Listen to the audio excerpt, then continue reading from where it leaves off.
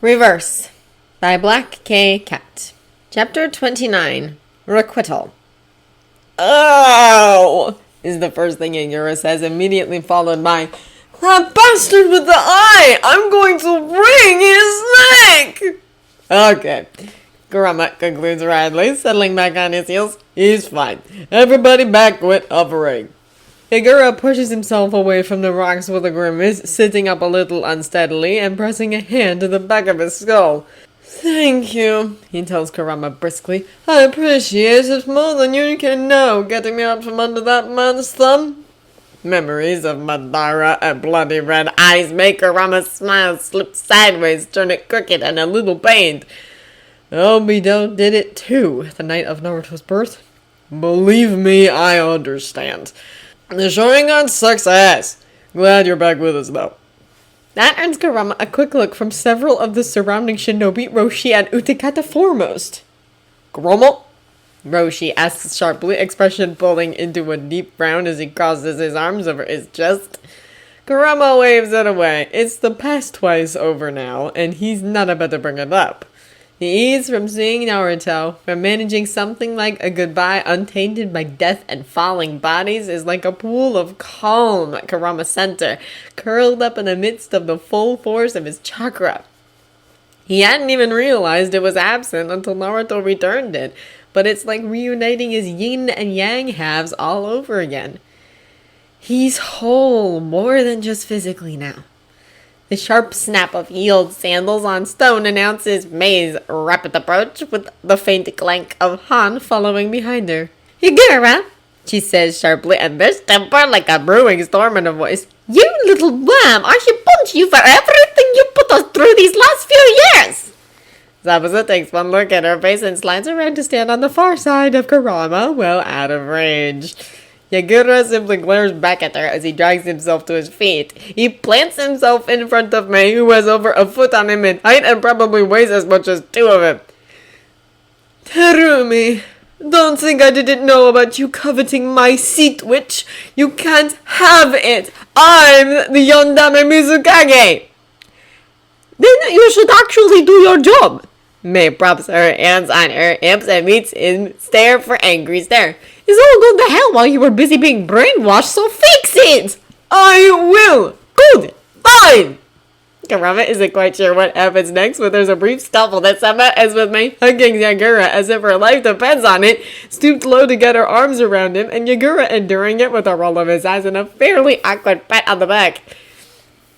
There's a faint glassiness to his eyes that gives him away, though, and his voice is slightly rough when he says, "Stop leaking on me, Terumi. I'm the Mizukage. It's demeaning." "Shut up!"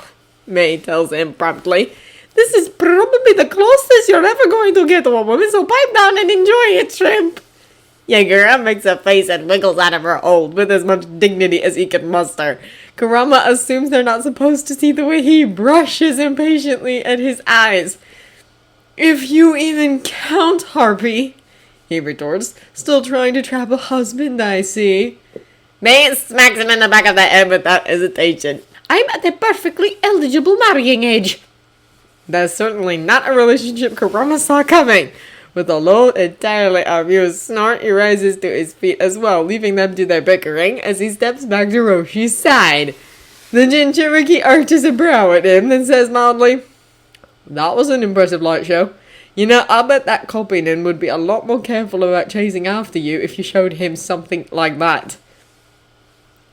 Kurama blinks, making the connection. I can't fight a chuckle. "You ran into Otage, I take it." From Kurama's other side, Han huffs softly. "Ran into? You mean picked a fight with?" Roshi looks unrepentant. "Figured the least we could do for you and those two brats was slow him down. Not sure if it worked, but since we didn't pass any Jonin-shaped craters on our way here, I'll assume it did." The look on Kakashi's face when he realized he was facing up against not one but two Jinchuriki must have been fantastic, Kurama thinks a bit wistfully. Too bad he hadn't known when he met the Freak Squad in Whirlpool Country. He'd have gleefully rubbed Kakashi's face in it if he had. "We've run into them twice, but we managed to get away both times. We're all fine.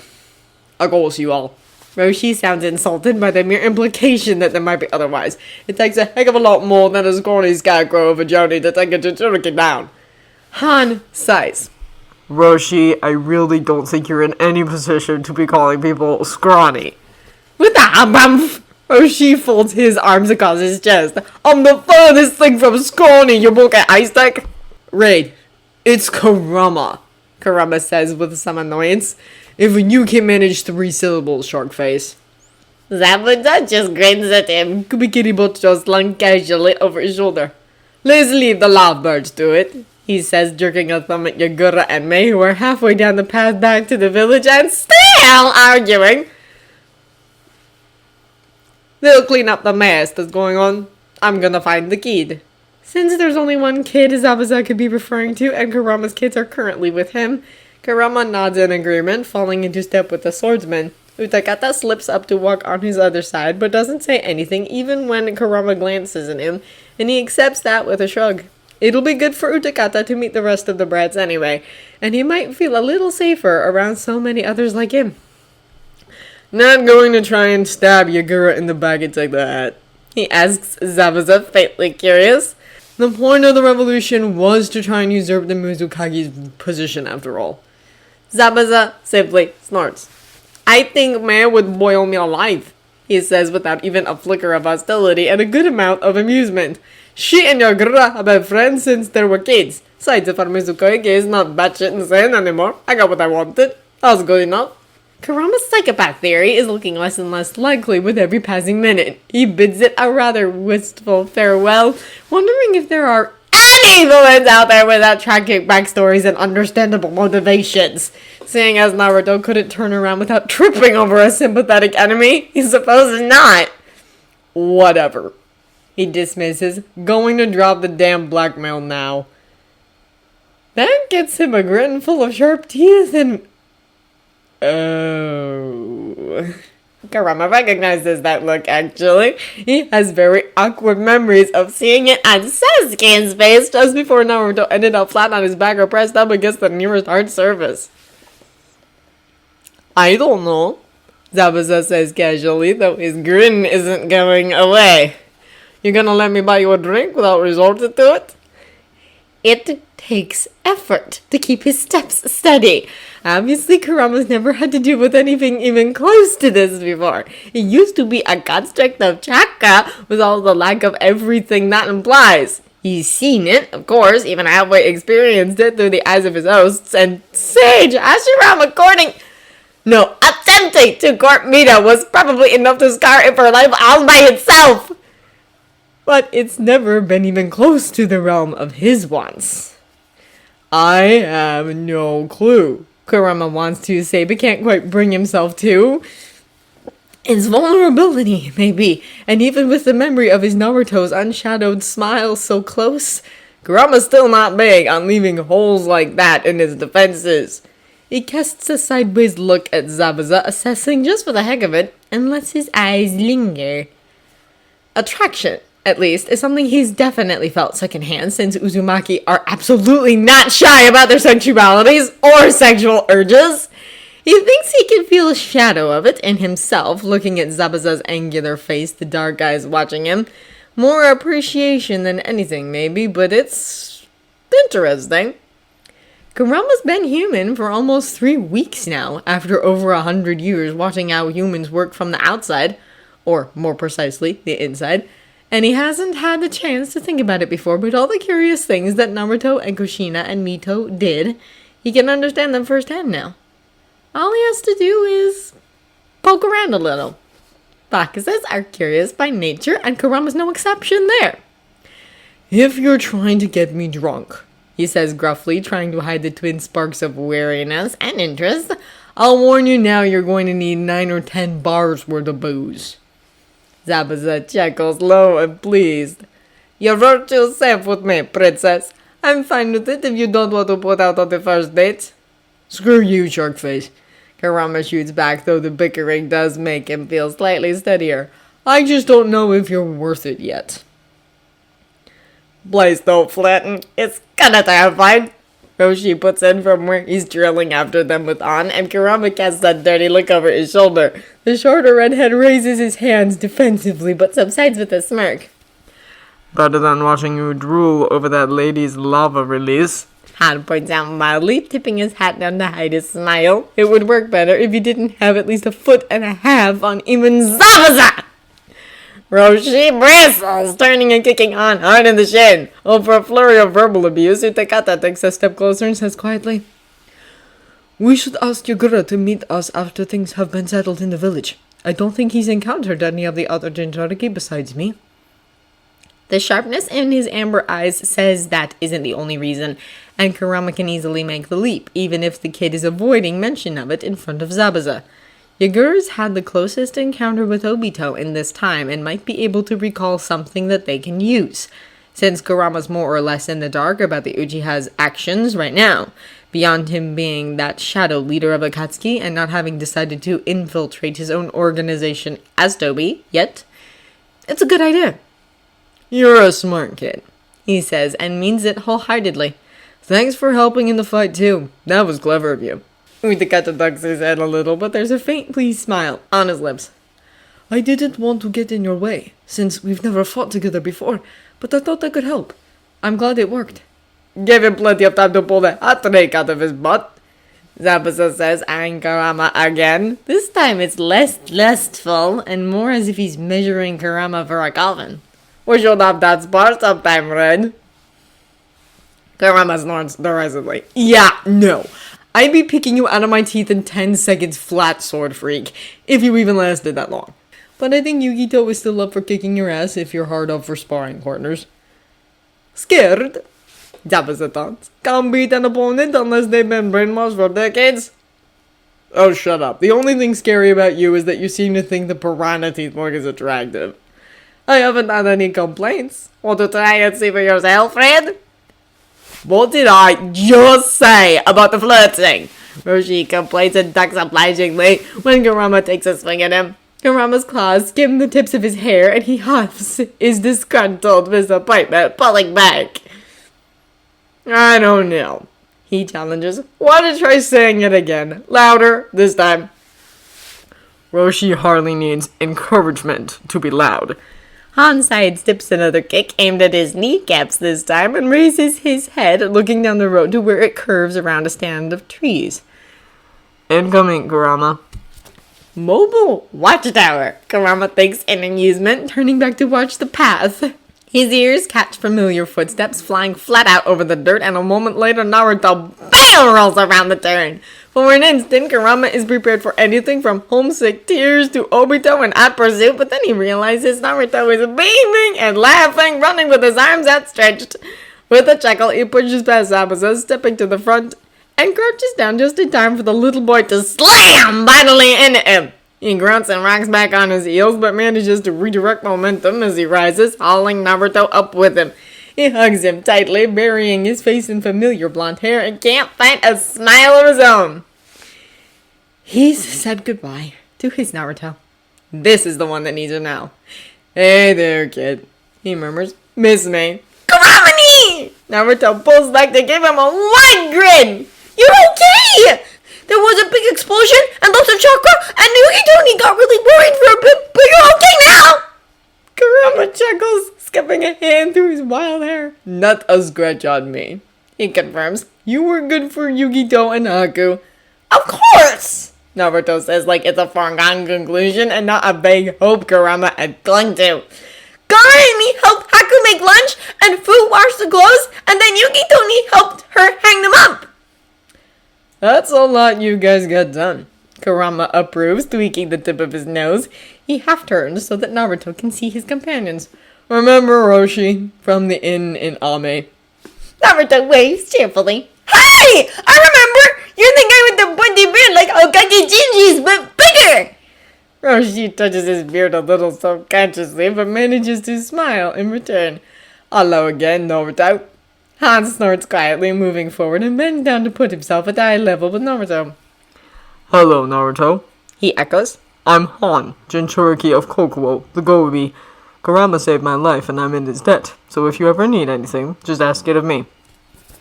Staring up at him with slightly wide eyes, Naruto nods, apparently overwhelmed by Han's excessive height. Han chuckles a little, straightening and tipping his hat back. His eyes flicker past Kurama back down the road, and Kurama turns automatically to see Gaara approaching at a much more reserved pace. He eyes the strangers warily as he nears and skirts Sabasa as much as he can before he latches onto the edge of Kurama's shirt. "You're not hurt, Kuramani?" he asks softly, staring up at him with wide aquamarine eyes. "Not at all, Squirt," Kurama answers gently, dropping to one knee. He holds out his free arm, and without needing any more of an invitation, Gaara winds his arms around Kurama's neck and holds tightly as he's picked up. Kurama settles them carefully, a 6-year-old on each hip, and pointedly ignores the way Zabuza is smirking at him. "What are you two doing out here by yourselves? Did you sneak out while Yugito wasn't looking?" "Oh!" Naruto wriggles in sudden utter excitement. Kuramani, guess what? We got a geezer!" Kurama has a very bad feeling about this. Gaara nods in agreement. "Fu said we could come and tell you," he reports. "She said only if you were around the corner," Naruto complains. "But that's stupid! You're right here and it's fine!" "It's not stupid," Kurama corrects, automatically starting down the path again without waiting for the others to catch up. If Naruto means what Kurama thinks he does. "Oh boy!" "She just wants to keep you safe. Tell me about this geezer." "He's a geezer!" is Naruto's helpful clarification. "He saw me and Fujini playing on the porch and said I should come with him back to Ghana because it wasn't safe out here. Then Yuki came out and she grew big claws and tried to scare him off, but he made himself an even bigger pile of spikes and poked her. So we all jumped him and beat him up because Yuki is awesome and teaches me how to throw shuriken really well, and anyone who hurts her is really mean." Gaara nods silently, affirming that this is definitely what happened, and buries his face in Kurama's collar. After a long moment, he says very quietly, "I protected them, Kuramani. I found something I wanted to protect, and I didn't let that man hurt it. Like I promised." Kurama remembers him saying that just as they entered Kusa. It feels like so long ago, even if it was only a handful of days. The memory is clear, though. Gaara had made up his mind that he would do anything he needed to in order to keep those precious to him safe, and now he's proved it. "You really are my ferocious warriors, huh?" Kurama asks fondly, pushing open the gate in the low fence with his hip. It squeaks as it swings open, and he lets it fall shut behind him with a heavy thud. "Yep!" Naruto agrees brightly and waves when Fu appears around the corner of the house. "Hi, Fu! We found Kuramani!" "I thought I told you to wait for him at the corner," Fu says, looking faintly frazzled, though she offers Kurama a swift smile. "Welcome back, Kuramani. Did Naruto tell you?" "About that geezer you caught. He started to." Kurama bends down to set the boys on their feet and steps past them, keeping himself between them and the chakra signature he can feel in the backyard. "Is Yugito alright?" "I'm fine, Kuramani." The girl slips around the edge of the porch, and when Fu shoots her a look, adds, "Haku, Luigi, and Fuji are watching him. It should be okay to leave for a second." Despite the reassurance, Fu's mouth turns down and she heads back around the corner at a swift trot. Kurama takes advantage of the pause to look Yugito over. There's a stained bandage sloppily wrapped around one bicep, and her face bears a rapidly healing imprint of scratches that were probably closer to deep gouges before Matatabi started on them. Fury kindles like a fire in his gut, but he tamps it down, locks it away, and crouches in front of the girl. "You okay, kitten?" he asks, holding her gaze. Yugito meets his eyes squarely, expression firm. "It's just scratches, Kuramani. The bandage is only because Naruto thought I needed one." That definitely sounds like something a 6-year-old Naruto would insist on. Unable to find any trace of lingering pain in her face, Kurama accepts Yugito's words and pushes back to his feet. "Alright, let's go see this asshole you managed to hook. If we decide to skin him, you get first dibs." The squeaking gate swings open again, admitting Zabuza with his sword still slung over one shoulder, and he catches Kurama's gaze, tipping his chin at the woods that surround the house. Kurama nods in return, taking that to mean that Utakata, Roshi, and Han are checking to make sure no one else is going to sneak up on them, and lets the swordsman catch up before he follows Yukito's path towards the back of the building. One step around the edge of the house, and it honestly takes every ounce of Kurama's self-control not to burst into laughter! Konoha's fabled spy master, the feared and fearsome Toad-San Jiraiya, is sprawled out on his back in the center of the grass. From his toes to his navel, he's covered in a thick layer of ice, and from navel to chin, he's completely cocooned in hardened sand. There's enough of Chome's glittery scale powder scattered around the area to make Kurama suspect food blinded him repeatedly, and a bruise around his eye that perfectly matches the shape of Naruto's fist is just starting to turn purple. Yukito's shuriken and kunai are spread in tight clusters across the ground, and odds are good that Jiraiya is sporting scratches from her claws somewhere under the ice and sand. At Kurama's side, Asama-san gives a low, impressed whistle and slides Kurikiri down, planting it in the ground and leaning casual on it. Well, Red, gotta hand it to you, your kids don't mess around. Nice, Haku. Sitting on the porch, wary eyes still trained on the spy master, Haku flushes happily. Kurama gives in and chuckles, stroking Yukito's hair gently as he shifts around her and offering a proud smile when she glances at him. She smiles back, clearly pleased, and Kurama looks at the other three Jinchuriki in turn. Good work. He says it doesn't even try to keep the amusement out of his voice as he leans over the thoroughly trapped Jiraiya.